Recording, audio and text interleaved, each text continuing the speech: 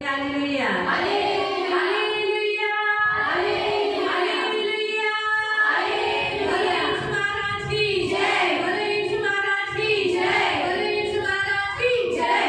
मैं प्रभु यीशु के नाम में आप सबका स्वागत करती हूँ। स्वागत करते हैं। परमेश्वर अच्छा है प्रियो, चांगला है प्रिया। मुझे बड़ी दया करुणा करके आज हम प्रियो को आज उसके पवित्र भवन में लेकर आया है। देवानी को कोणी दया नहीं करुणा को नाम सबके आपल्याला घेऊन आलेला आहे। जैसे आज हम उसकी बेटी और उसके पिता के पास आई है, आज त्याच्यामध्ये आपल्या पित्याजवळ आलेले आहे। तो आप प्रार्थना के वचन में जाएंगे। आपण प्रार्थनेच्या वचनाकडे जाऊया।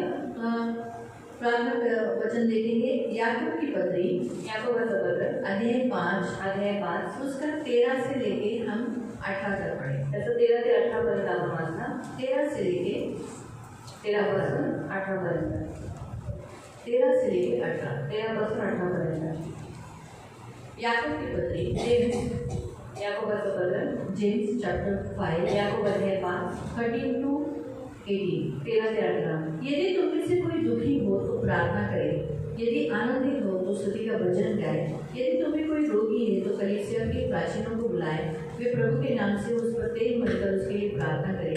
विश्वास की प्रार्थना के द्वारा रोगी बच जाएगा और प्रभु उसको उठ खड़ा करेगा। यदि उसने पाप भी किए हुए तो उनकी भी क्षमा की जाएगी।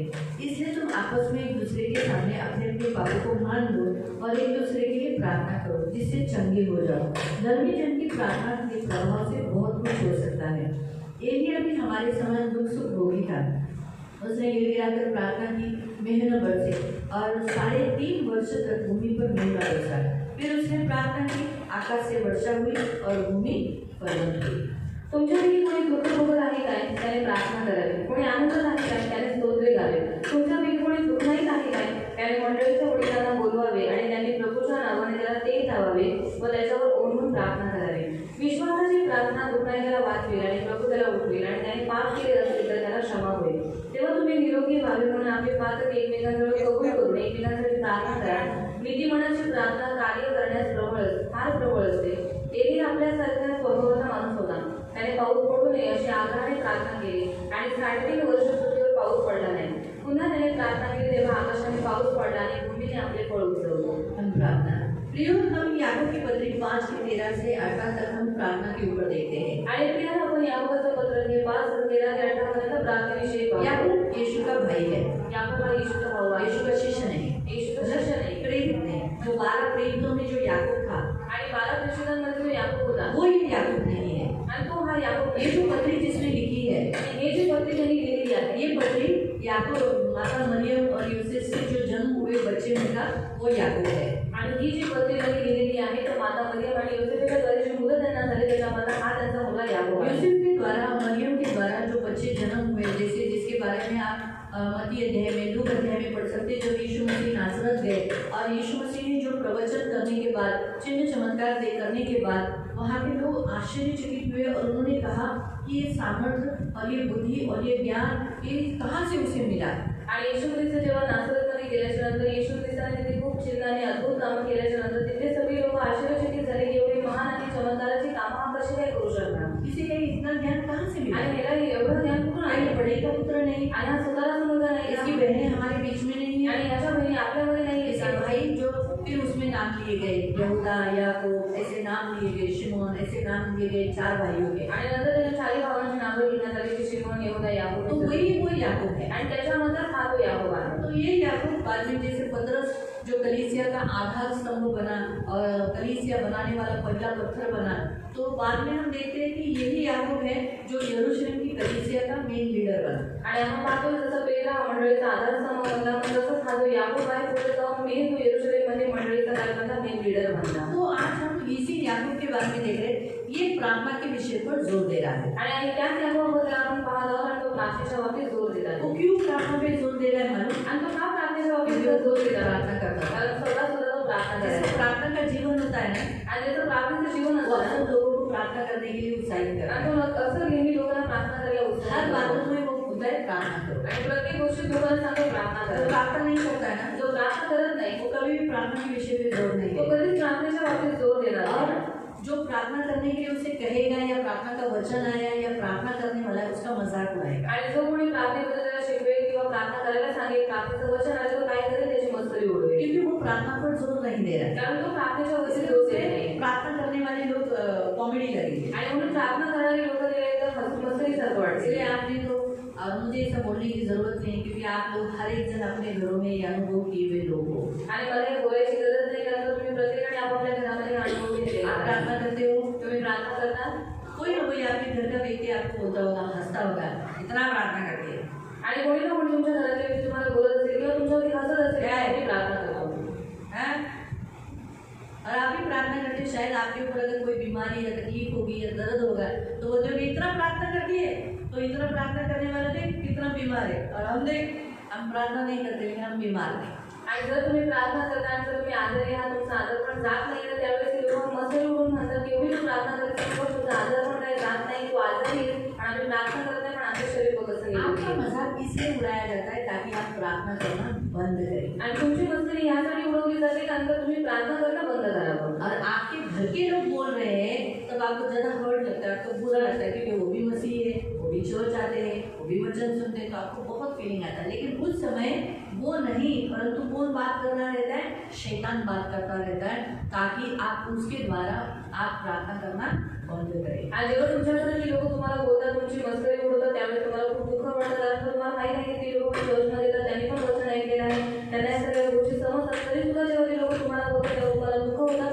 ती लोक नसतात, तो पण त्यांच्या मागून दुष्ट बोलत असतो. यासाठी कारण तुम्ही प्रार्थना करणं बंद इसलिए करा. आप अपने घर के लोगों का बोलते हैं ना, हेट, नफरत मत करो। आणि म्हणून तुम्ही तुमच्या घरातल्या लोकांशी वैर करू नका. हाँ, जैसे यीशु मसीह जब कहा, यीशु मसीह ने कहा कि मैं यरूशलेम जाने वाला हूँ, मुझे पकड़वाया जाएगा, मारा जाएगा, लेकिन मैं तीसरे दिन जी उठूंगा, और जी उठने के बाद तुम मुझे कहाँ पाओगे?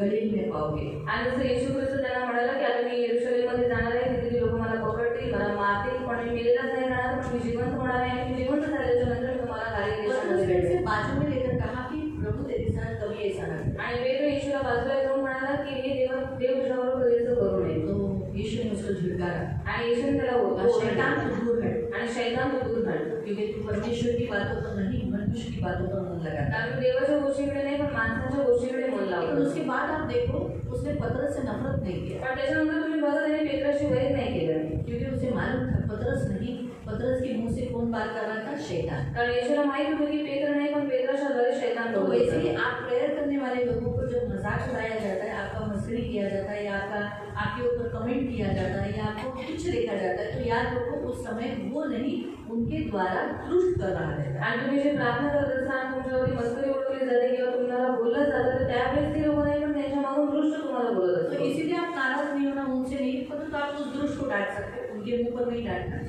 कभी अगर आपका पति होगा तो आप बोलो अरे शैतान निकल जाए, तो मार खाओगे। आणि जर त्याच्यामध्ये तुमचा नवरा असेल आणि जर त्यावेळेस तुम्ही बोलत की हे शैतानाच्या मागून खूप रडतो तर तुम्हाला अगर वाटेल. आपका पिता होगा तुमचे वडील असतील तो पिता को कहेंगे ये शैतान निकल जा, आणि वडिलांना जर म्हणाल की हे शैतान निघून जा तो गाल अच्छा लाल हो जाएगा। आणि काल चांगला लाल होऊन जाईल. इसीलिए वो थोड़ा सा आगे जाने के बाद या उसके पीछे बोल देना ये शैतान इसमें से निकल जाए। आणि तो पुढे गेल्याच्या नंतर किंवा त्याच्या पाठीमागून तुम्ही बोलू शकता की हे शैतान निघून जाणार. अक्सर क्या होता है मालूम, जब हम किसी को कहते हैं ना हे शैतान तेरे में से निकल जा, तो उस व्यक्ति को बुरा लगता है कि मुझे शैतान कहा। आणि जेव्हा आपण असं नेहमी लोकांना असं म्हणतो की हे शैतान याच्यामधनं निघून जातं त्यावेळेस त्या लोकांना खूप वाईट क्योंकि वाटतं. मेरे अंदर क्या शैतान है क्या? आणि ती म्हणे माझ्यामध्ये काय शैतान आहे वो का? मुझे बोलेगी, वो मुझे बोलेगी आणि ती मला म्हणे तुम्हारे में से शैतान निकल जाए। आणि तुमच्यामधून शैतान तो निघून मैं जावं. बोलूँगी मेरे अंदर कहाँ शैतान है, मैं तो प्रभु की दासी हूँ। आणि मी म्हणे माझ्यामध्ये कुठे शैतान आहे, मी तर देवाची दासी आहे. नहीं नहीं, तेरे अंदर शैतान है, तेरे अंदर से निकल जाए यीशु के नाम से। आणि तुझ्या आतमध्ये शैतान आहे, तुझ्या आतमधून शैतान निघून जावं. लेकिन अक्सर ऐसा हाल बहुत सारे घरों में हो जाता है, आणि असं असं खूप साऱ्या घरांमध्ये होतं. इसीलिए मैंने आपको कहा कि सामने मत निकालो। आणि म्हणून मी तुम्हाला म्हटलं की समोर तोंडावर बोलू इसलिए नका. बाइबल में लिखा है, प्रभु ने कहा हम कैसे होने चाहिए, सांप के जैसा चालाक। आणि म्हणून बायबलमध्ये लिहिलेलं आलेलं आहे की आपण सापासारखे चालाक चतुर असायला पाहिजे. सांप के जैसा नहीं बनना है, आणि सापासारखं नाही बनायचं, चालाक रहना तर त्याच्यासारखं चालाक बनायचं. और पाप के लिए निष्पाप आणि भी नहीं। आणि पापासाठी निष्पाप बनायचे कबूतरासारखं. तो इसलिए प्रियो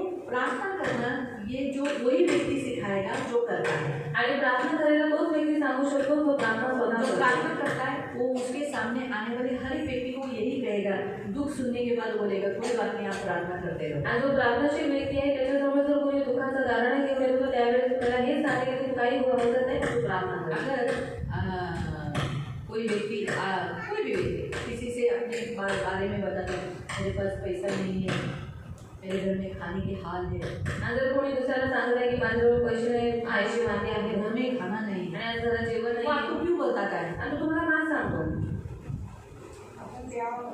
हाँ करेक्ट बोले, हाँ कि आप उन्हें दे सके, की तुम्ही त्यांना द्यावं, आप उन्हें मदद कर तुम्ही सके। त्यांना मदत करा. लेकिन उस समय अगर आप कहते हो पण त्यावेळी जर तुम्ही म्हणता मैं प्रार्थना करूँगी, मी प्रार्थना करेन प्रभु आपको खाना देगा, आणि देव तुम्हाला आपका आटा रेशन देईल, भरेगा, तुमचं राशन भरेल, आपको घर में आपके हाथ में प्रभु धन देगा। आणि घरामध्ये तुम्ही तुमच्या हातात आव्हान देईल की प्रार्थना करें। आपण प्रार्थना करू. अगर वो सचमुच प्रभु को वो प्रार्थना करने वाला व्यक्ति रहेगा ना, तो वो आपकी प्रार्थना एक्सेप्ट करेगा। लेकिन अगर वो दिल वो प्रार्थना करने वाला नहीं रहेगा, प्रभु को भय मानने वाला नहीं रहेगा, उसका प्रार्थना का जीवन नहीं रहेगा, तो वो कूड़ेगा, उसको बुरा लगेगा।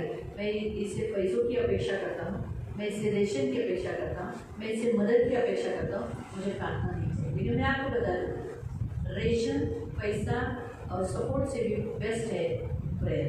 आणि राशन, पैसे आणि मदतीपेक्षा उत्तम आहे प्रार्थना. यहाँ आते हैं ना, कभी कभी कोई लोग आते हैं, आणि इथे कधी कधी काही काही लोक येतात, वो कहते हैं ती लोक हमारी म्हणतात ऐसी तकलीफ है, हमारी ऐसी तकलीफ है, हमारी ऐसी तकलीफ है। आणि आमचा असा असा त्रास आहे, तो मैं बोलती हूँ हाँ अपन मैं प्रार्थना करती हूँ। आणि म्हणते या आपण प्रार्थना करू. तो जो लोगों को सचमुच भरोसा रहता है वो लोग प्रेयर करके लेते हैं, आणि ज्या लोकांना खरंच विश्वास असतो ते लोक प्रार्थना करून और घेतात. जो लोगों को भरोसा नहीं रहता है ना, आणि ज्यांना विश्वास नसतो वो पहले बोलते हैं आम्हाला तुमच्याकडून रेशन हवं आहे। ते पहिलेच बोलतात की हमें आपसे राशन चाहिए. नहीं बोला कि रेशन नहीं देना, मैंने कहा हमें राशन नहीं दोगे, मैं प्रेयर करूँगी। मैं अपनी प्रार्थना ये केली. चर्च का नाम है सियोन प्रेयर ट्रस्ट, तो यहाँ प्रेयर ही किया जाता है। आणि या मंडळीचं नाव आहे सियोन प्रेयर ट्रस्ट, तर इथे फक्त प्रार्थना केली जाईल. तो फिर मैं प्रेयर करके ही भेजती हूँ। आणि मी प्रार्थना नहीं करून चाहिए तो पाठवते. बोलते हैं प्रार्थना नहीं चाहिए तो मैं नहीं जाओ। आणि जेव्हा ते लोक बोलतात की प्रार्थना करू, तर त्यांना म्हणजे ठीक आहे चालेल, तुम्ही नको तो जा. इसमें वो उस अपेक्षा से आया था क्योंकि उसको परमेश्वर नहीं चाहिए था। आणि तो त्या अपेक्षेने आला होता, त्याला देव नको होता. मालूम है?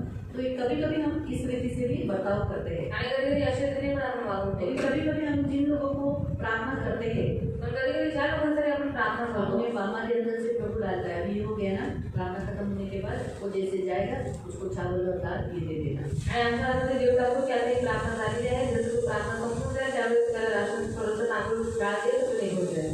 जो मिलेगा वो लेगा। आणि जे भेटेल त्याला तो उस समय घेईल. 1 किलो चावल भी बहुत उसके लिए बड़ा होता है। आणि त्यावेळेस त्याला 1 किलो तांदूळ पण खूप मोठे होतात. वैसा नहीं बोलेगा अरे क्या है वो सिर्फ मुझे 1 किलो।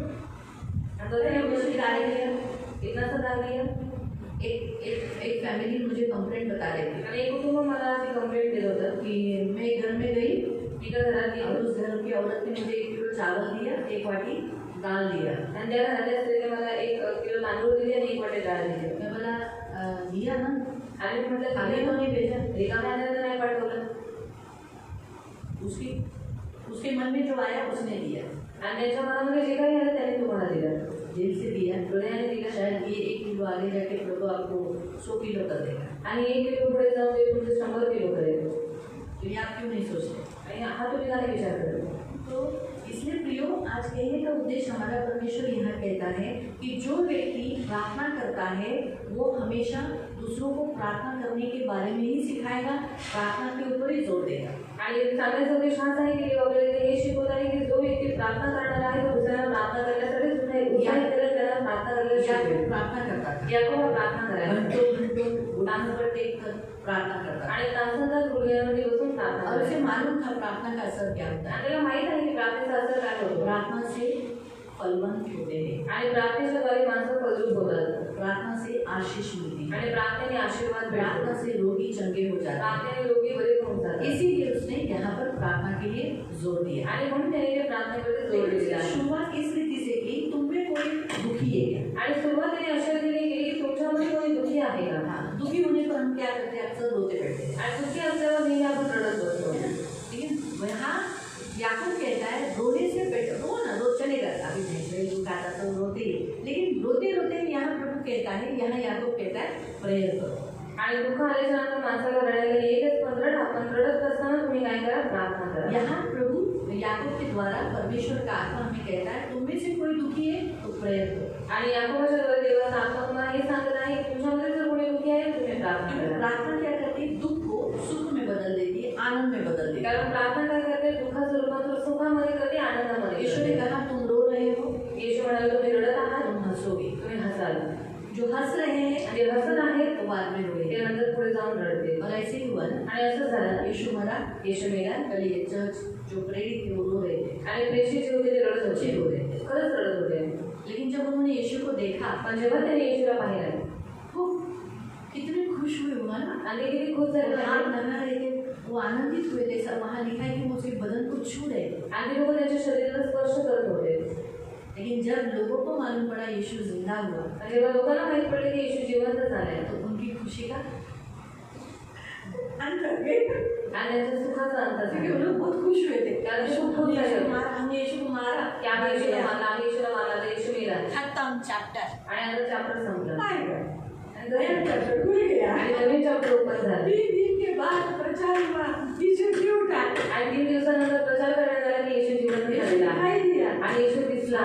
शॉक हो गए, आणि सगळे आश्चर्यचकित ऐसा झाले. न्यूज़ सुन रहे हैं, आणि ही काय बातमी ऐसा ऐकूया न्यूज़ सुन रहे हैं, आणि ही काय बातमी ऐकूया झूठ है आणि सगळं काही खोटं आहे. देखो देखा उसको, आणि आम्ही स्वतःहून त्याला बघितलेला मर गया, आणि तो गेलेला चादर नीचे डाल के मर गया, आणि त्याने मान खाली टाकले तो मरण पावला नहीं जीव सकता। आणि तो जिवंत नाही होऊ शकत. लेकिन वो उनका दुख, उनका सुख खत्म हुआ। आणि त्याच्या सुखाचा शेवट अंत झाला. तो इसलिए प्रियो, परमेश्वर का वचन आज आपसे भी यही कहता है, क्या तुम दुखी हो?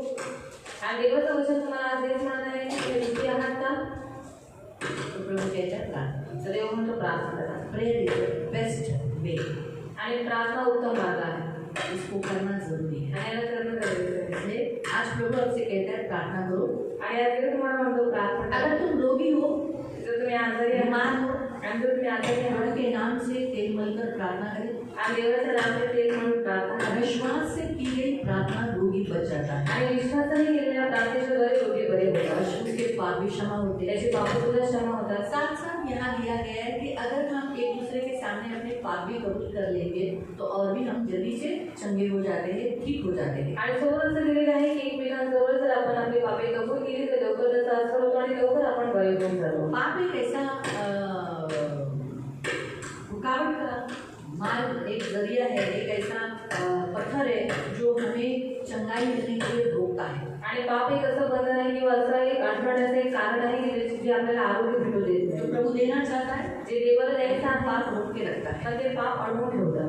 तो इसीलिए प्रियो, अभी कभी कभी हमें कन्फेशन एक दूसरे के सामने करना भी बड़ा जरूरी होता है। आणि म्हणून कधी कधी एकमेकांसमोर कबुलीकरण करणं पण गरजेचं आहे. फिर यहाँ लिखा है कि एक दूसरे के लिए प्रार्थना करो। आणि नंतर पुढे लिहिण्यात आलेलं आहे की एकमेकांसाठी प्रार्थना करा. अक्सर हम अपने लिए तो प्रेयर करते हैं, लेकिन हमें जैसे हमें लगता है कि हाँ, मैं मेरी प्रार्थना सुन गई, मुझे अच्छा लग रहा है, लेकिन जब कोई और हमारे लिए प्रेयर करता है ना तो बहुत अच्छा लगता है। आणि जेव्हा आपण प्रार्थना करतो तेव्हा आपल्याला बरं वाटतं. पण जर कोणी दुसरं आपल्यासाठी प्रार्थना करतो तर अजून आपल्याला चांगलं वाटतं. खास करके जब हम दुखी होते हैं, निराश होते हैं, हताश होते हैं, तब कोई और हमारे लिए प्रेयर करता है तो ज़्यादा अच्छा लगता है। आणि ज्यावेळेस आपण दुःखी असतो, हताश असतो, निराश असतो, त्यावेळेस जर दुसरा कोणी आपल्यासाठी प्रार्थना करतो तर अजून आपल्याला बरं वाटतं. क्यों जल्दी असर होता है मालूम? आणि ती प्रार्थना का लवकर असर करते माहिती आहे? हम जब परमेश्वर को बोलते हैं कारण जेव्हा आपण देवाला बोलतो तो भी हमारा बोझ प्रभु कम करता है। आणि आपलं ओझं थोडंसं देव कमी करतो. जब हम इंसान से बात करते तर हैं जेव्हा आपण माणसांशी तो बोलतो थोड़ा हमें हल्का लगता है, तेव्हा अजून थोडं आपल्याला हलकं वाटू लागतं.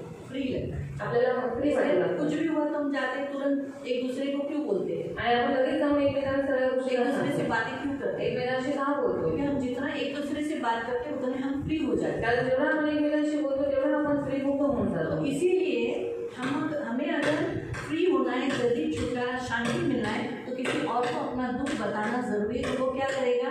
हमारे लिए प्रेयर करेगा। आणि जर आपल्याला स्वतंत्र व्हायचं आहे, जर आपल्याला शांती पाहिजे, तर आपण कोणा दुसऱ्याला प्रार्थना करायला सांगायची आहे. मग काय होईल? आपण लवकर मोकळं फ्री होऊ. इसलिए यहाँ लिखा एक दूसरे के लिए प्रार्थना। आणि म्हणून तिथे लिहिलेलं आहे एकमेकांसाठी प्रार्थना तो करा. आज भी यही करना है। आज पण हेच करायचं आहे. आज आप एक दूसरे के लिए प्रेयर करना है। आणि आज तुम्ही एकमेकांसाठी प्रार्थना करायची आहे. हम हर लेडीज मीटिंग में, हर शबादी में हम खुद अपना प्रभु से मांगते हैं। आणि हर क्रियेच्या सभेमध्ये आपण स्वतःसाठी आणि हर रविवारच्या दिवशी आपण स्वतःसाठीच मागतो. सच है, खरी गोष्ट आहे. लेकिन आज ऐसा नहीं करेंगे। पण आज असं नाही करणार. आज इस लेडीज मीटिंग में आणि आज या स्त्रियांच्या आप सभेमध्ये एक दूसरे के लिए प्रेयर करना है। तुम्ही एकमेकांसाठी प्रार्थना करायची आहे. सेम घर का व्यक्ति एक दूसरे के लिए नहीं करेगा। आणि सेम घरातल्या व्यक्तींनी एकमेकांसाठी प्रार्थना नहीं करायची. तो जो जमुना दाई बोलेगी चल नहीं का ये ऐसा करेंगे, जमुना दाई ने किसी और को पकड़ना है। जन्मदिवशी कोणा दुसऱ्याला पकडायचं आहे. सेम घर के लोगों ने एक दूसरे के लिए प्रेयर नहीं करना है। आणि सेम घरातल्या लोकांनी एकमेकांसाठी प्रार्थना ऐसे करायची. व्यक्ति को बोलो अपना कि आपको कौन से विषय के लिए प्रार्थना करें आणि तुम्ही दुसऱ्या व्यक्तीला सांगा की कोणत्या विषयासाठी प्रार्थना पाहिजे तेच त्यांना और सांगा उसका भी सुनो। आणि त्यांचं सुद्धा ऐका ये पहले वो करेगा, पहिले तो करेल फिर आप करो। नंतर तुम्ही करा आप ऐसा इस रीति से आज हम लोग प्रेयर करते आणि अशा रीतीने आता आपण प्रार्थना हैं। क्योंकि करा प्रभु ने मुझे कहा, कारण देव मला प्रभु ने बोलवलं कहा कि एक दूसरे से आज एक दूसरे के लिए प्रेयर करने को कहे। आणि देव म्हणाला की एकमेकांना यांना प्रार्थना करायला दे पढ़ेंगे उसी लाइन को। वाक्य देवाचे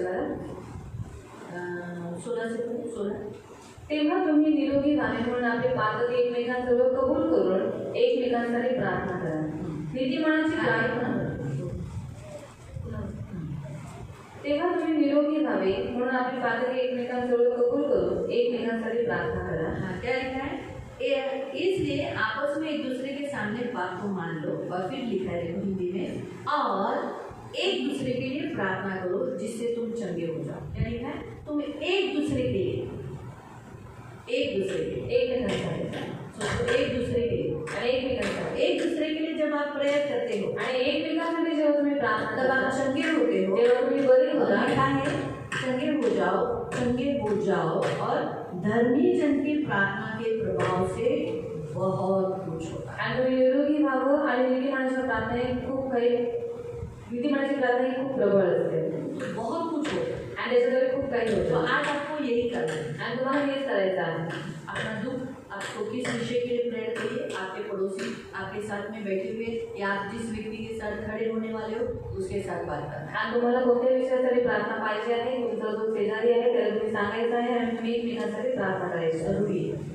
आणि जो भी वो तो बताएगा आपको विश्वास से, आणि जे काही तुम्हाला विश्वासाने सांगेल बाहर पब्लिसिटी नहीं करना। आणि ते बाहेर जाऊन पब्लिसिटी नाही करायची शायद वो अपने दिन की अपने घर के फैमिली मैटर बताए, आणि शाळेत स्वतःच्या हृदयातल्या किंवा घरातल्या गोष्टी तुम्हाला शेअर करेल तो वो उसने आप पर भरोसा किया है, त्याने तुमच्यावर विश्वास ठेवला तो फिर वो बातें आप बाहर नहीं बताना। त्या गोष्टी तुम्ही बाहेर नाही सांगायच्या आपको वो आज आप उनके लिए प्रेयर करना है, फिर आपको हमेशा प्रभु के सामने उनके लिए प्रार्थना करते रहना है। आणि आज तुम्हाला त्यांच्यासाठी प्रार्थना करायची आहे पण नेहमी देवाच्या समोर तुम्हाला त्या विषयासाठी किसी प्रार्थना और को करायची नहीं आहे बताना है। कोणा दुसऱ्याला नाही सांगायचं सोचो अगर उदाहरण के तौर पर रितिका ने बताया मेघा देखो असं झालं, माझ्या घरात असं झालं, मम्मी असं केलं, माझी मावशी अशी केली, मावशीसाठी असं केलं, तसं ऐसा बोला।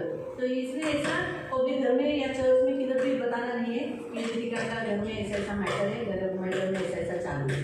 आणि ऋतिकाने जर काही प्रार्थनेचे विषय मेघा त्याला सांगितलं तर मेघा त्यामध्ये घरामध्ये किंवा सेवेमध्ये इकडे तिकडे कोणाला सांगायचं नाही पण ती वैयक्तिक रीतीने तुझ्यासाठी प्रार्थना उसी करायची रीति से जब मेघा उसे बताएगी, जेव्हा मेघाने तिला काही मेरे सांगितलं घर में ऐसा मैटर है, मेरे घर का ऐसा प्रॉब्लम है, आज इस विषय के लिए तू प्रेयर कर। आणि माझ्या घरामध्ये अशी समस्या आहे मी आज या विषयासाठी प्रार्थना करते तो रितिका ने भी उसके लिए प्रेयर करना है, लेकिन रितिका ने अपने घर में या किधर भी अड़ोसी पड़ोसी में किसी और में जगह में वो फैलाना नहीं। पण ऋतिकाने स्वतःच्या घरामध्ये किंवा आजूबाजूला आपल्या एरियामध्ये त्या गोष्टी पसरवायच्या नाही ये याद है, आणि विश्वास नहीं बना विश्वास नाही बनत प्रभु के सामने। देवाच्या जब तक उनका पूरा नहीं होता तब तक आप उन व्यक्ति के लिए मध्यस्थी करते हो। आणि जोपर्यंत त्यांचा तो विषय पूर्ण होत नाही तोपर्यंत त्या व्यक्तीसाठी त्या तुम्ही मध्यस्थी देवाजवळ करत यहाँ नाही. एक व्यक्ति है जिसका नाम एलिया है। आणि इथे असा व्यक्ती आहे ज्याचं नाव एलिया वो भी ऐसा लिखा है, हमारे समान दुख सुख भोगी है। आणि आपल्यासारखा तो दुःख सुख भोगी माणूस आहे हमारे जैसा। आपल्यासारखा लेकिन क्या हुआ, काय उसने गिड़गिड़ा कर प्रार्थना की, आणि नेमकं आग्रहाने प्रार्थना केली 3.5 साल तक बारिश नहीं। आणि 3.5 वर्षापर्यंत पाऊस नाही पडला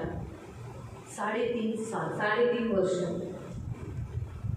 लेकिन जब उसने फिर से प्रार्थना की जेव्हा त्याने पुन्हा प्रार्थना केली तो प्रियो ऐसा लिखा है कि बारिश हुई, आणि देण्यात आलेलं आहे की पाऊस और लिखा पडला है भूमि फलवत हुई। आणि भूमीने आपले फळ जब उगवले. उसने प्रार्थना किया भूमि सूख गई, आणि जेव्हा त्याने प्रार्थना केली ती भूमी पूर्ण सुकून गेली उपज नहीं थी। आणि तिथे पीक नव्हतं लेकिन जैसे प्रार्थना की पण जसं प्रार्थना केली भूमि उपज थी।